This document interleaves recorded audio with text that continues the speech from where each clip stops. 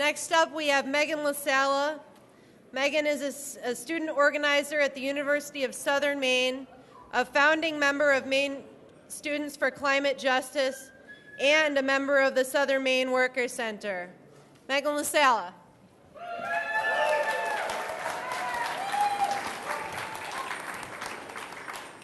Hello. Can you all hear me?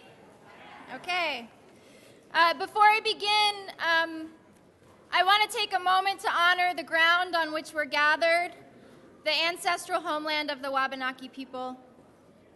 Theirs is the original struggle of this land, and may all of us who are settlers of this place strive to always be in solidarity with their ongoing fight for justice and sovereignty.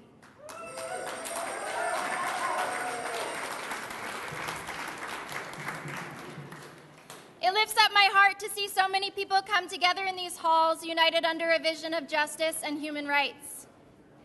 My name is Meaghan LaSala, and I'm a low-income student at the University of Southern Maine and a member of the Southern Maine Workers Center. We are an organization of low-wage workers, organizing for our rights in the workplace.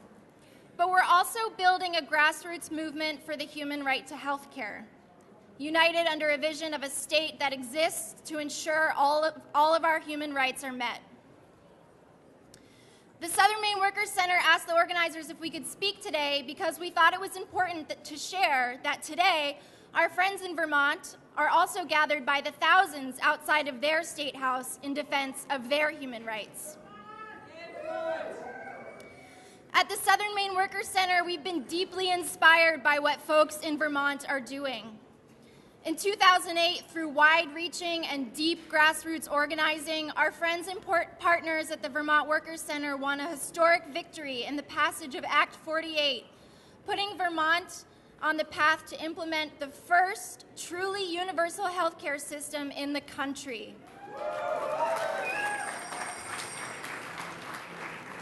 A system where everyone pays what they can and everyone without exception gets the care that they need. Governor Shumlin recently announced a decision not to uphold Act 48, which requires Vermont to provide health care as a public good to all residents by 2017. Governor Shumlin's move is a quintessential example of the power of money in politics.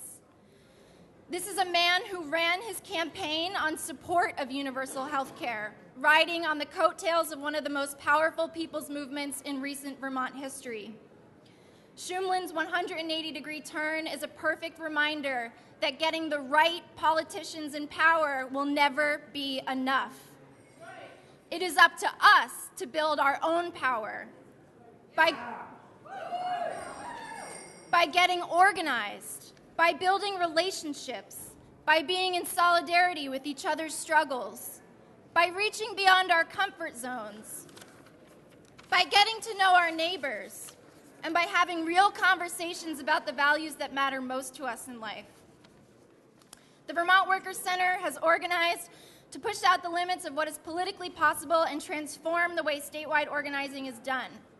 Today we join Vermonters in calling on elected officials to honor their commitment to the people who refuse to wait any longer. We refuse to wait any longer for a world where everyone is cared for when they are sick, where everyone is warm and well-housed and well-fed, where we have work with dignity, a healthy environment, and communities without violence or prisons. While so many of us live with these issues every day, it's important to acknowledge that communities of color are disproportionately impacted by human rights violations on every front. Therefore, it is essential that we always look to their leadership, especially in this moment when Black leaders across the country are sounding the call for racial justice and leading us all towards a better world.